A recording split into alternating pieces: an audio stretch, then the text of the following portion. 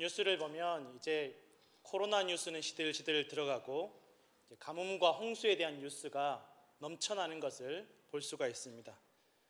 유럽은 앞으로는 어떻게 될지 모르겠지만 지금까지의 가뭄만 해도 500년 만에 최악의 가뭄이 유럽에 닥쳤다라는 것입니다. 중국도 가뭄 때문에 공장이 다 멈추고, 이 중국의 공장이 멈춘 게 그냥 중국의 문제로 끝나는 것이 아니라 온 세계의 기업들의 공장이 중국에 있으니까 이게 중국 혼자만의 문제가 아니라 세계의 문제로, 또 세계 경제의 문제로, 물가의 문제로 이어질 수 있다라는 뉴스를 본 적이 있습니다. 한편에서는 홍수가 나는 지역도 있는데, 한국도 얼마 전에 큰 물난리 때문에 힘든 시간을 보냈고, 또 중국은 이쪽 지역에서는 가뭄 때문에 고생, 저쪽 지역에서는 홍수가 나서 또 실종자와 사망자가 생겼다라는 것입니다. 갑작스럽게 고난이 닥치니까, 어려움이 닥치니까 온 세계가 코로나는 쑥 들어갈 정도로 힘들어하고 있다라는 것입니다. 근데 이렇게 어려움 가운데, 이 고난 가운데, 재앙들 가운데 드러나는 일들이 있다라는 것입니다. 이렇게 어려워지니까 비로소 나타나는 일들이, 밝혀지는 일들이 있다라는 것입니다. 미국의 최대 호수인 미드호에서는 시신이 발견됐다라는 것입니다. 오랫동안 잃어버린 줄 알았던, 실종된 줄 알았던 사람이 가뭄의 호수가 바닥을 드러내면서 나타나고 발견되었다라는 것입니다. 그런가 하면 스페인에서는 저수지에 잠겨있던 7,000년 전의 유적이 60년 만에 드러났다라는 것입니다. 또 이탈리아에서는 2차 대전 때 미군이 떨어뜨린 그 폭탄이 터지지 않고 불발탄이 되어서 그 강바닥에 잠겨 있다가 이번에 가뭄 때문에 드러나게 되었는데 3,000명의 주민들이 다 대피했다라는 것입니다. 이거 제거하느라고. 이게 떨어뜨린 미군도 모르고 그 지역에 살던 주민도 모르던 그 불발탄이 450kg짜리 불발탄이 그 강바닥에 잠들어 있었다라는 것입니다. 이게 터졌더라면 지나가던 배나 주변에 살던 사람들이 어떻게 되었을지 생각만 해도 끔찍하다라는 것입니다.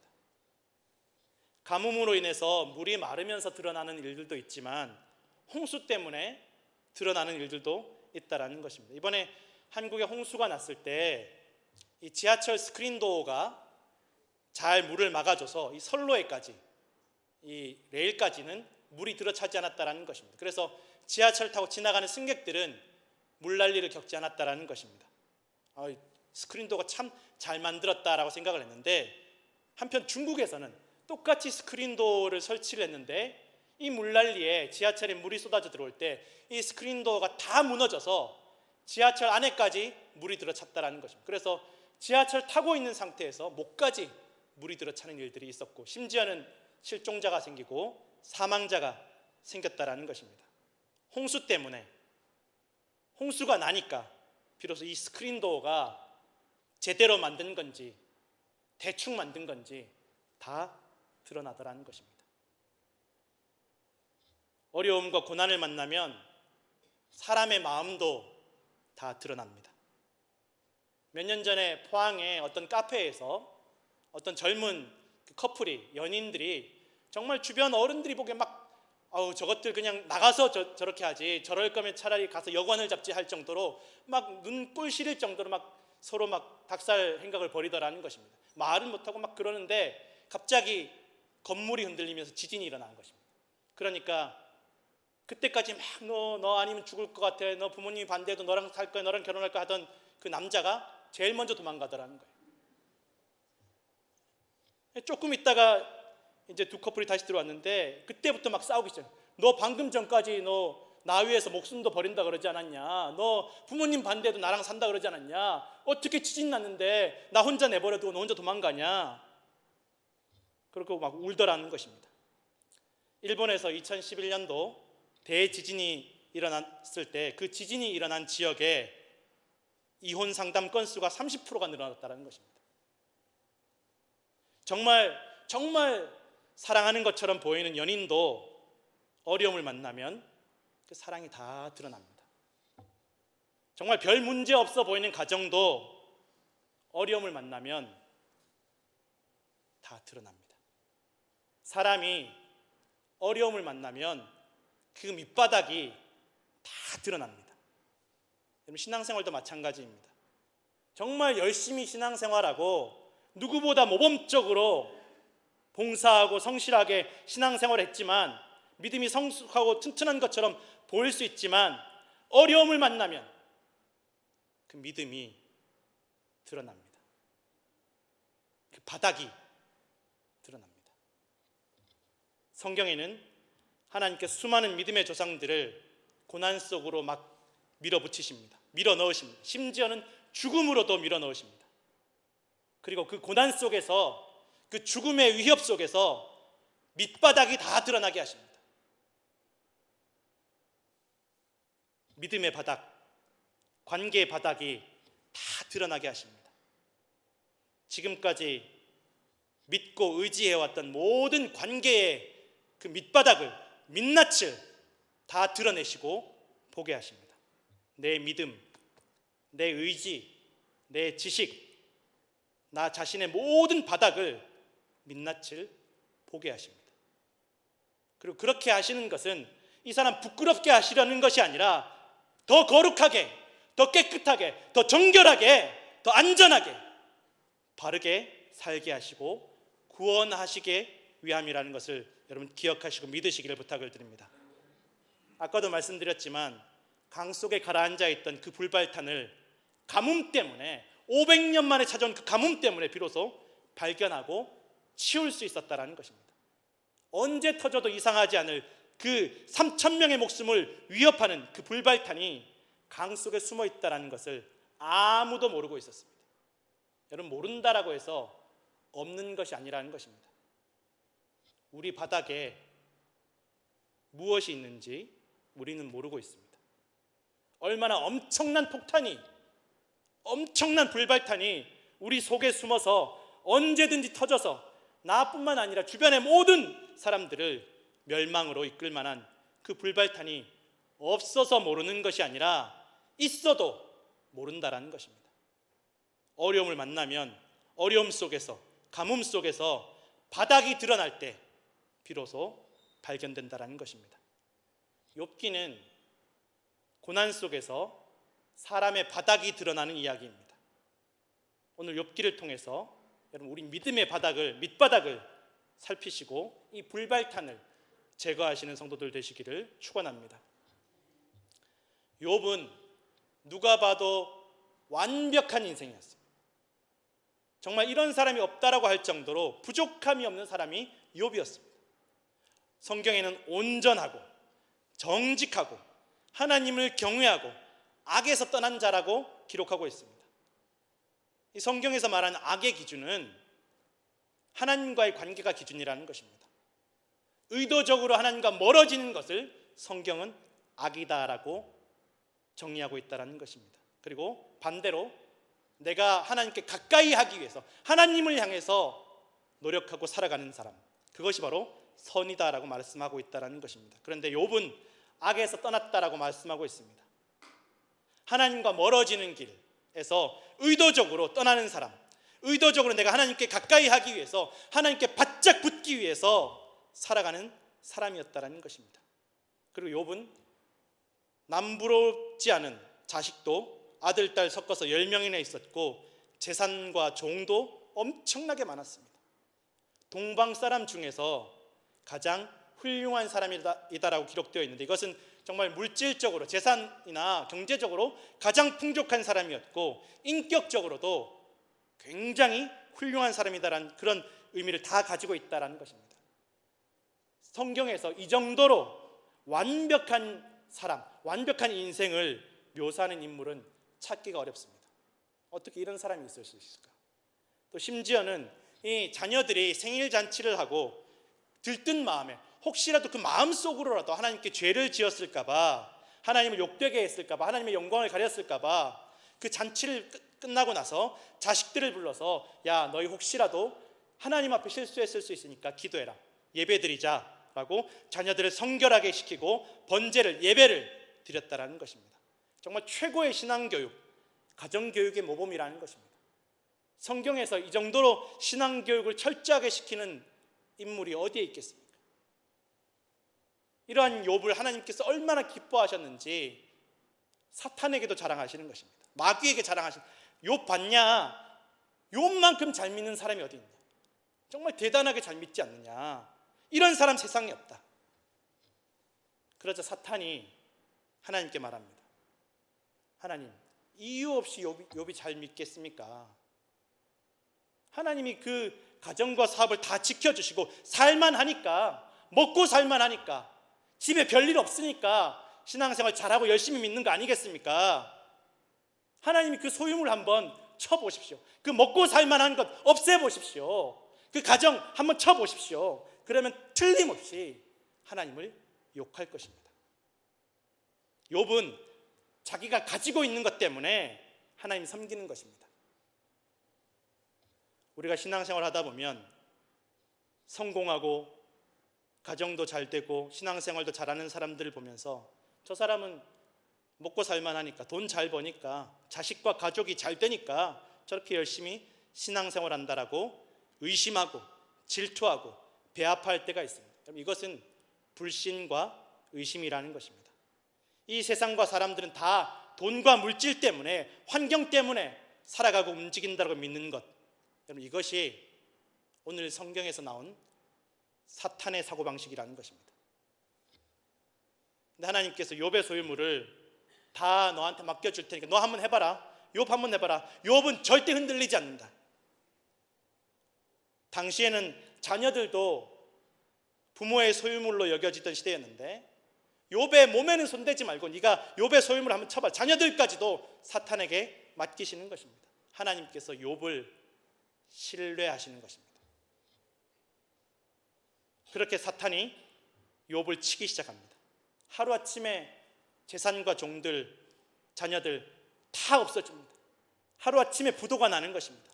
강도가 들어서 돈과 재물이 다 약탈당하고 일꾼들이 다 죽고, 그 소식을 아직 듣고 있는데 자연재해 때문에 짐승들과 일꾼들이 또 다 죽어나가고, 또 그 소식이 아직 끝나기도 전에 강도들이 들이닥쳐서 다 빼앗고 일꾼들을 죽였다는, 또 그 소식을 듣고 있는데 이번에는 자연재해로 자녀들이 세상을 다 떠났다는 소식을 듣게 됩니다. 하루아침에 날벼락이라는 말은 이럴 때 쓰는 말인 것입니다.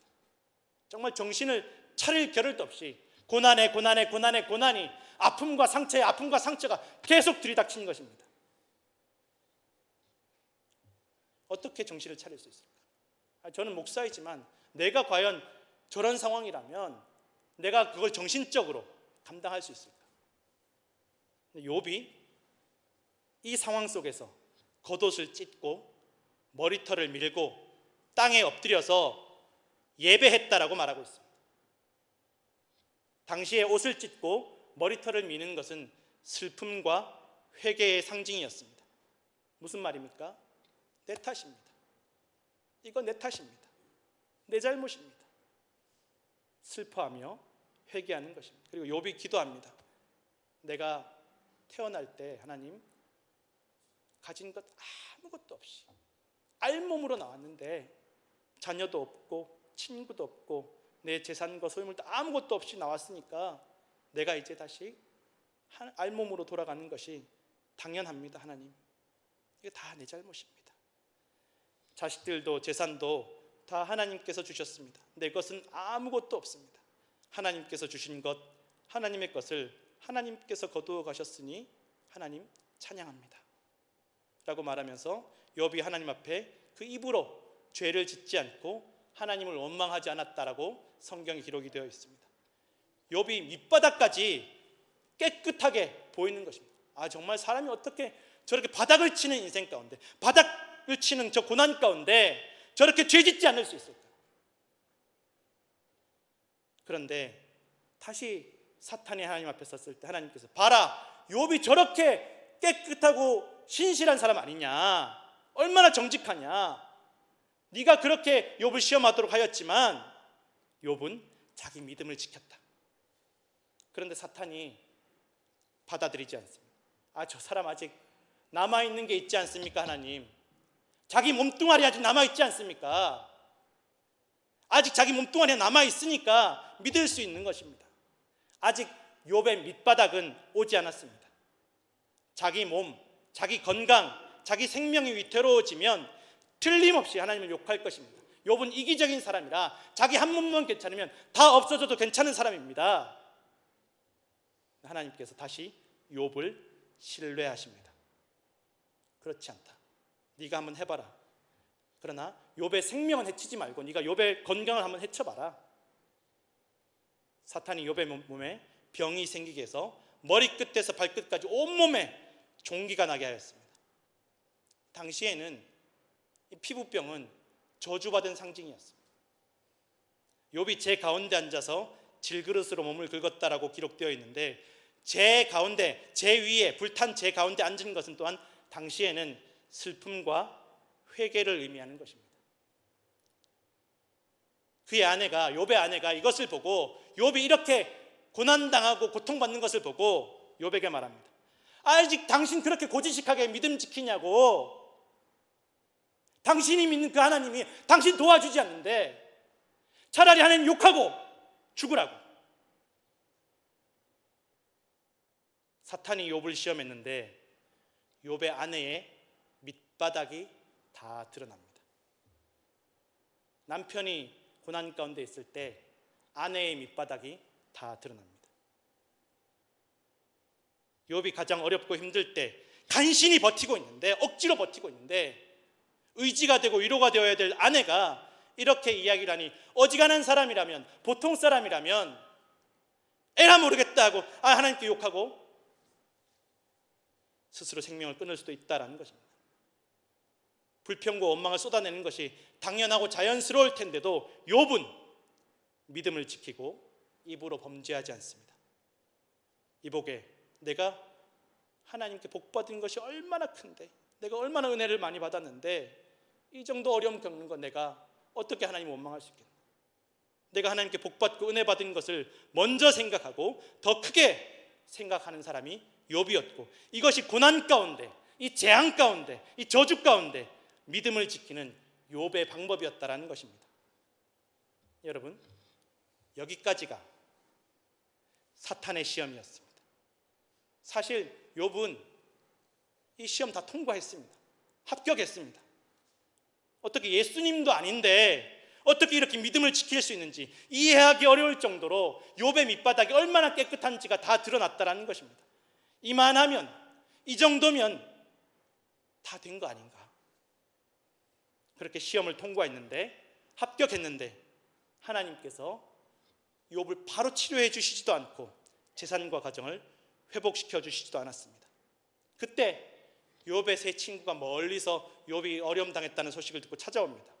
멀리서 욥을 보니까 너무 처참한 거예요. 내가 알던 욥이 저런 모습이 아니었는데 너무 참담하고 슬퍼서 옷을 찢고 티끌을 머리에 날리면서 슬픔을 표현하는 것입니다. 아휴, 욥이 어떻게 저렇게 됐나. 그리고 7일 밤낮을, 일주일 동안 밤낮으로 욥과 함께 앉아서 한마디도 하지 않고 욥의 고난에 동참했습니다. 욥의 아픔을 공감해주고 욥을 이해해주고, 그렇게 일주일 동안 아내도 하지 못한 일을, 부인도 하지 못한 일을 욥의 세 친구들이 그렇게 욥과 함께 해주었다라는 것입니다. 그런데 여기서부터 문제가 생깁니다. 그렇게 다 버텨왔는데, 그렇게 죄짓지 않고 잘 견뎌왔는데, 그 고난 속에서, 그 아픔 속에서 부인이 손가락질하고 욕할 때에도 잘 견뎌왔는데 이 친구들이 이해해주고 위로해주고 공감해주고 함께 해줄 때 문제가 찾아옵니다. 욥이 걷잡을 수 없이 무너지기 시작합니다. 욥이 신세한탄을 시작합니다. 친구들에게 자기 생일을 저주합니다. 도대체 하나님 왜 나를 태어나게 하셨습니까? 왜 나를 죽지도 못하게, 차라리 죽이시지 왜 나에게 이런 고통을 주시면서 죽지도 못하게 하십니까? 왜 나에게 빛을 주십니까? 속상한 마음을 쏟아내기 시작합니다. 여러분, 이때는 사탄이 시험할 때가 아니었다라는 것입니다.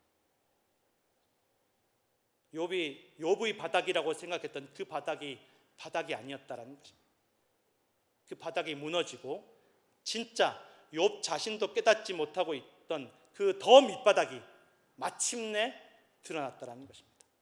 저는 이 부분을 읽으면서 소름이 돋았습니다. 욥도 깨닫지 못했고 사탄도 알지 못했던 욥의 밑바닥을 하나님께서 드러내시는 것입니다. 욥이 그렇게 불평과 원망과 한탄을 쏟아내기 시작합니다. 그런데 그렇게 그 자기를 위로해 주는 친구들에게, 자기의 아픔과 슬픔을 공감해 주는 친구들에게 욥이 그 자기 신세 한탄을 시작하고 그렇게 아픔을 쏟아내기 시작하니까 그렇게 욥을 위로해 줬던 친구들이 한순간에 돌변해서 욥에게 손가락질하고 욕하기 시작합니다. 너 기도 안 해서 그래. 너 분명히 하나님께 죄 지은 게 있을 거야. 하나님 괜히 그러시는 게 아니야. 너 한번 생각해봐. 너 기도 안 해서 그래. 너 기도해라. 욥이 어떻게 신앙생활을 했는지 뻔히 알만한 친구들이, 욥의 고통을 이해하고 공감해 주던 친구들이 욥의 신앙을 평가하고 정죄하고 손가락질하기 시작합니다. 마치 자기들이 하나님인 것처럼, 심판자가 된 것처럼 욥에게 기도하라고 하면서 정작 자신들은 욥을 위해서 기도하지도 않으면서 욥의 고난에 대해서 기도하거나 하나님의 뜻을 구하지 않고 그 밑바닥이, 욥의 친구들의 밑바닥이 다 드러났다는 것입니다. 정말 욥을 걱정해서 온 게 아니었다는 거예요. 우리가 신앙생활하면서 다른 사람들의 어려움을 보면서 저 사람은 저것 때문에 어려움 겪는 거야. 기도 안 해서 그래. 하나님께서 다 이유가 있으시니까 우리가 모르는 죄가 있겠지. 정죄하고 판단하고 심판자가 되려고 할 때가 얼마나 많이 있는지 모릅니다. 스스로 하나님의 뜻을 다 아는 것처럼, 하나님을 다 아는 것처럼 교만해질 때가 있다는 것입니다. 나는 저 사람하고 달라. 나는 저 사람처럼 되지 않아서, 나는 저런 어려움 겪지 않아서 나는 하나님께 인정받는 사람이라고 생각하는 것입니다. 그러면서 욥의 말꼬투리를 잡아서 집요하게 괴롭히고 공격하는 것입니다. 욥을 통해서 나름대로 하나님을 잘 알고 하나님을 욥만큼, 아니 욥보다 더 하나님을 잘 믿는다고, 잘 안다라고 생각했던 그 세 친구들의 밑바닥을, 민낯을, 믿음의 바닥을 다 드러내시는 것입니다. 욥이 그 세 친구의 공격을 통해서, 또 엘리후라는 사람이 공격을 받으면서 점점 더 무너져 갑니다. 이전에 욥의 모습이 아니에요. 전혀 딴 사람이 된 것처럼 하나님께 따지고 원망합니다. 하나님, 내게 대답해 주십시오. 내가 무슨 잘못했습니까?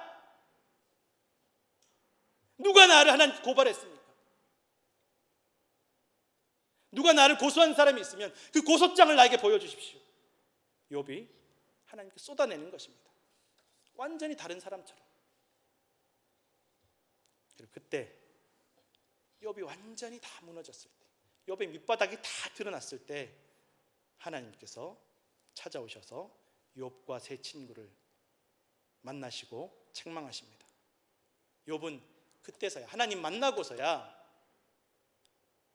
깨닫게 됩니다. 회개하게 됩니다. 하나님을 만나면서 그 고난 가운데 다 무너진 상태에서 하나님께서 만나주심으로 말미암아 욥은 하나님이 어떤 분이신지, 자기가 감히 하나님 앞에서 어떠한 존재인지를 확실하게, 완전하게 깨닫고 경험하게 된다는 것입니다. 내가 감히 하나님께 한마디도 할 수 없는 그런 보잘것없는 존재임을 확실하게 깨닫게 되는 것입니다. 여러분, 이것이 참된 믿음의 시작입니다.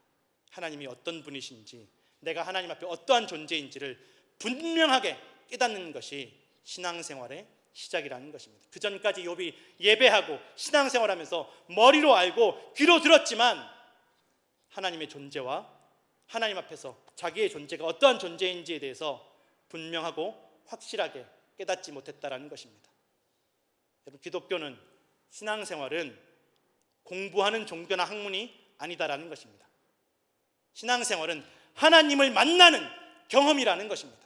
우리가 신앙생활하면서 하나님을 만나면, 하나님을 경험하면 고난과 고통에 갇혀있는 인생이 아니라 완전히 다른 세상에 살게 된다는 것입니다. 하나님께서 어떤 분이신지, 하나님 앞에 내가 어떤 존재인지를 분명하게 알게 된다는 것입니다. 하나님께서 욥의 세 친구들이 하나님에 대해서 아는 척하면서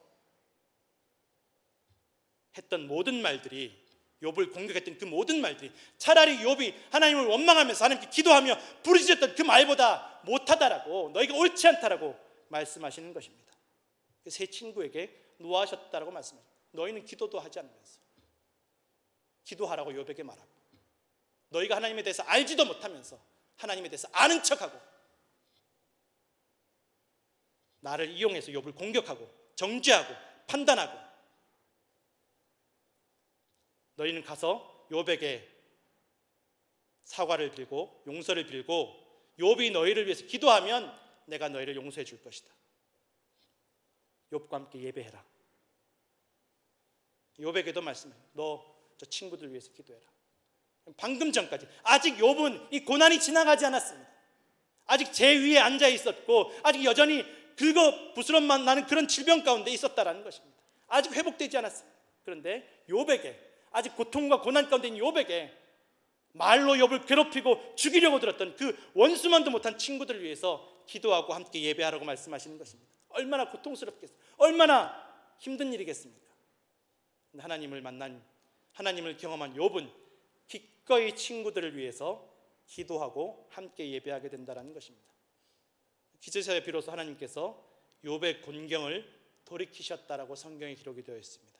그때서야 비로소 이 피해자인 욥이 가해자인 친구들을 위해서 기도하고 용서하고 품을 때 하나님께서 욥의 곤경을 돌이키시고 이전 소유보다 갑절을 주시고 자녀들도 다시 허락해 주시고 140년의 생명을, 새로운 인생을 허락해 주셨다라는 것입니다. 욥이 한 번도 넘어지지 않고 그 바닥이 깨끗해서 믿음을 한 번도 잃지 않아서 하나님께서 욥을 회복시켜 주신 것이 아니었다라는 것입니다. 욥이 바닥을 드러내고 넘어지고 깨져서 미처 깨닫지 못한 그 불발탄 앞에서 하나님을 만났을 때, 하나님께 순종했을 때 하나님께서 욥을 회복시켜 주셨다라는 것입니다. 욥은 깨달았습니다. 내가 바닥이라고 생각, 여기가 내 인생의 밑바닥이라고 생각했는데, 내 바닥이라고 생각했는데 바닥이 없었구나. 내가 이 바닥을 디디고 서 있었다라고 생각했는데 바닥은 아예 없었구나. 하나님께서 나를 붙잡고 계셨고 내가 하나님께 매달려 있었구나. 고난 가운데 우리가 넘어진 바닥으로, 미처 내가 알지 못했던 내 밑바닥, 남에게 보이기 싫었던 내 밑바닥으로 찾아오신 예수 그리스도를 만나시고 죽음 가운데서도 우리를 구원하시는 예수 그리스도의 손을 붙잡고 회복하시고 더욱 갑절의 복을, 영원한 생명을 누리시는 성도들 되시기를 간절히 축원합니다. 기도하겠습니다.